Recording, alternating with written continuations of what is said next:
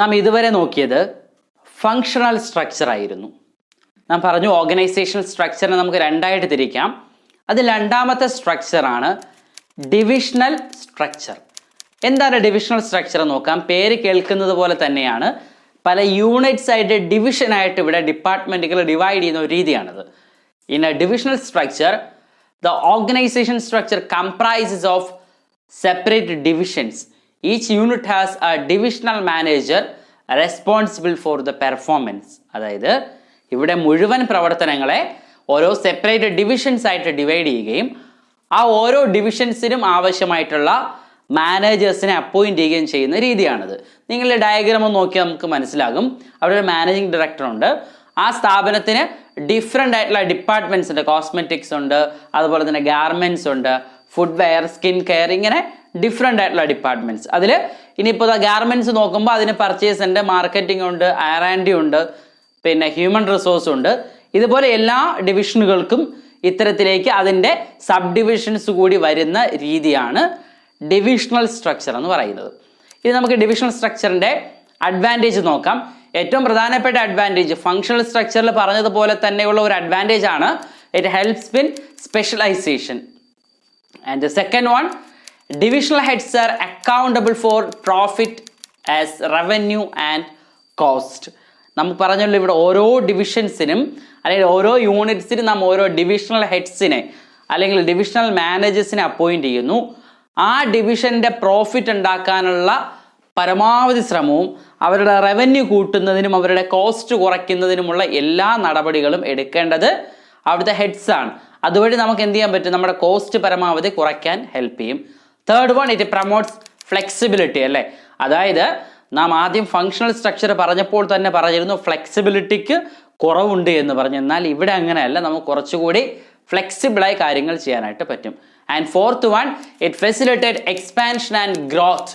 അതായത് നമുക്ക് പുതിയ പുതിയ ഡിവിഷൻസ് കൊണ്ടുവരികയും അതുപോലെ തന്നെ അതിലൂടെ ആ ബിസിനസ്സിൻ്റെ എക്സ്പാൻഷനും ഗ്രോത്തിനും സഹായിക്കുന്നുണ്ട്.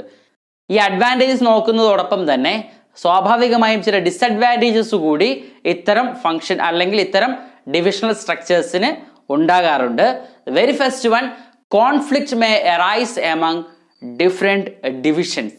അതായത് ഈ ഡിവിഷനുകൾ തമ്മിൽ കോൺഫ്ലിക്റ്റ് ഉണ്ടാകാനുള്ള സാധ്യത വളരെ കൂടുതലാണ്. കാര്യം ഓരോരോ ഡിവിഷൻസിൻ്റെ റെസ്പോൺസിബിലിറ്റിയും അതോറിറ്റിയും ഡിഫറെൻ്റ് ആയിരിക്കും.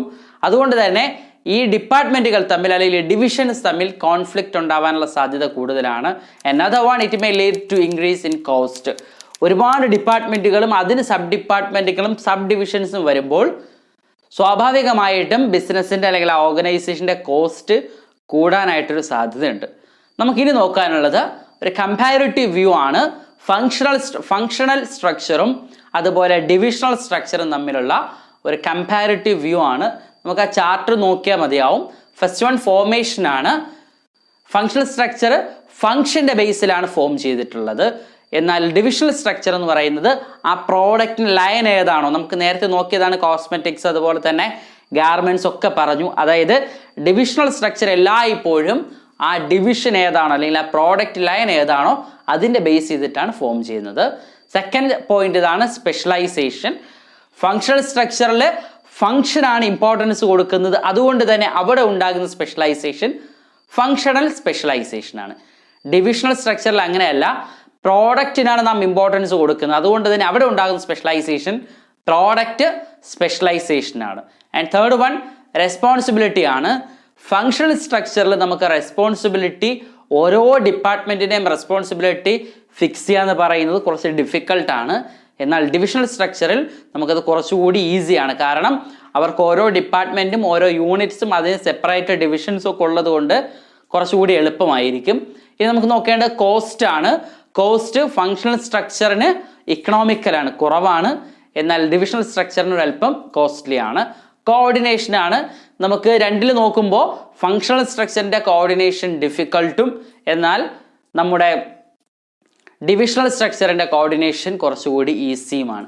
ഇത്രയുമാണ് നമ്മുടെ ഈ രണ്ട് സ്ട്രക്ചർ ഓർഗനൈസേഷണൽ സ്ട്രക്ചറിൻ്റെ അഡ്വാൻറ്റേജസും ഡിസഡ്വാൻറ്റേജസും അതിൻ്റെ ഡിഫറൻസും.